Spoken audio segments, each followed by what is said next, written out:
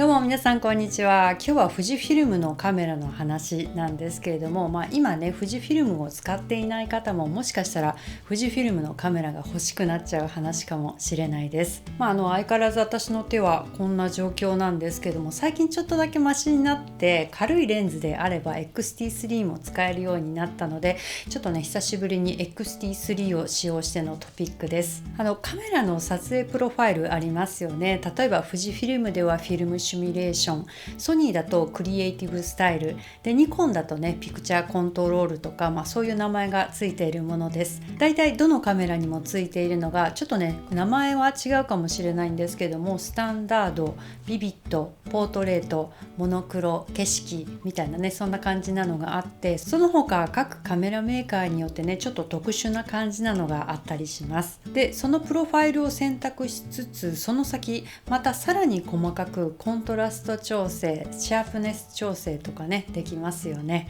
で富士フィルムのカメラの場合、この細かい調節の項目の数が多めなので、それらをいろいろと組み合わせると本当無数のパターンを生み出すことができるっていうわけで、 JPEG 撮影が結構面白いです。どういう項目を設定できるかっていうと、こんな感じ。他のメーカーのカメラの場合、コントラスト、サイド、シャープネスとかは変更できるんですけど、富士フィルムみたいにここまで設定項目が多いのは珍しいんじゃないでしょうか。ここまで設定できる項目が多いと、逆に何をどう設定したらいいのか迷うっていう難しさが出てきたりします。そんな時にぜひ参考したいのが富士フィルムレシピです。富士フィルムレシピって言っても、富士フィルムがオフィシャルに出しているものではなくて、世の中の富士フィルムマニアの方々がいろいろ研究して、それぞれのブログとかで発信しているものです。巷では富士フィルムレシピって呼ばれているみたいです。今回私が使用したレシピは富士フィルムレシピ界の代表格みたいな感じの富士ウィークリーっていうブログに載っているものです。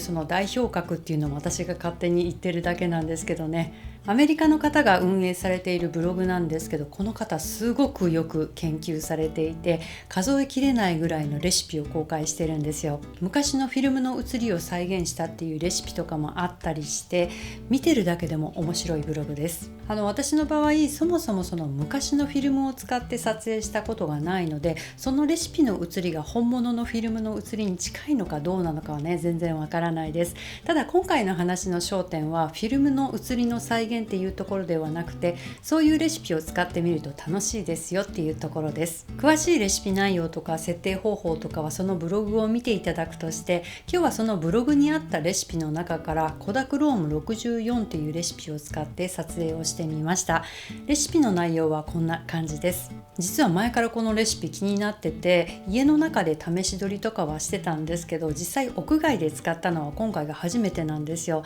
なのでね、ちょっと私にとっても様子見ということで、この後結果見ていきます。使用したカメラは富士フィルム XT3 です。レンズは XF35mm-F2、35mm 換算で 52mm ぐらいのレンズです。今回撮りに行ったエリアは裏路地みたいな細い道が多くあるエリアだったので、もう少し広いレンズの方がね良かったなと思ったんですけど、今はねなんといっても手がこんな感じになっちゃってるので、なるべく軽いレンズをと思ってこれを使いました。これね AF も正確で速いので、ストリート撮影向きのレンズだと思います。 XF35mm は F1.4 のレンズも持ってるんですけど、ストリート撮影の時はこっちのね F2 のレンズを使うことがほとんどです。でご覧いただく写真は JPEG 取って出しで後調整してないです。ではちょっと見てみてください。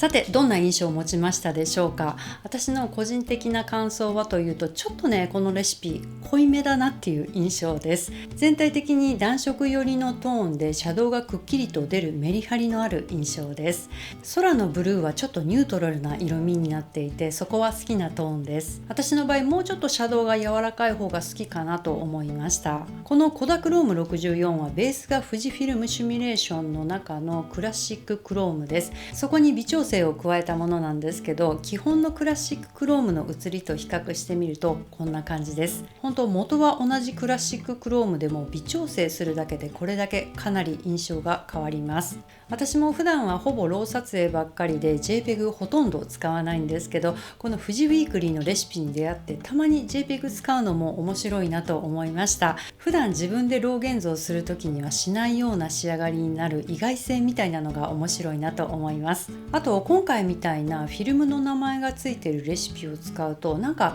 フィルムカメラの疑似体験みたいな感覚になって楽しいです。この撮影をした後、もうちょっと柔らかい雰囲気のレシピの方がいいかなと思ってポートラ160っていうレシピを試してみたんですけど、こちらは結構柔らかくていいなって思いました。柔らかい雰囲気が好みっていう方ね、そちらも試してみてください。ちなみに私が今カスタマイズ設定で登録してあるのがこちらです。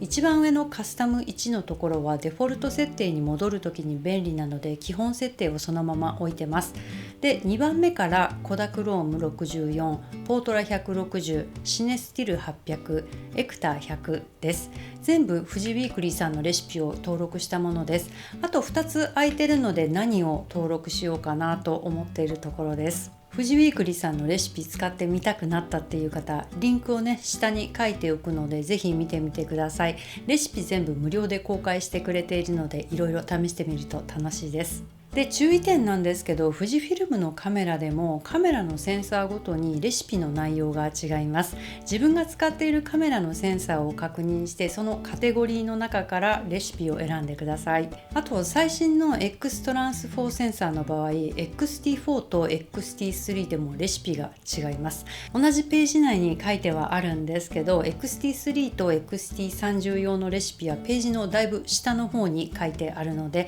下の方までスクロールして確認してください。今ここでスクリーンショットをお見せできたら説明しやすいんですけど、他人様のサイトなので勝手にスクリーンショットするのもどうなのかなと思って控えてます。というわけで今日はこういうのもあるよっていう紹介でした。また次回の動画でお会いしましょう。さよなら。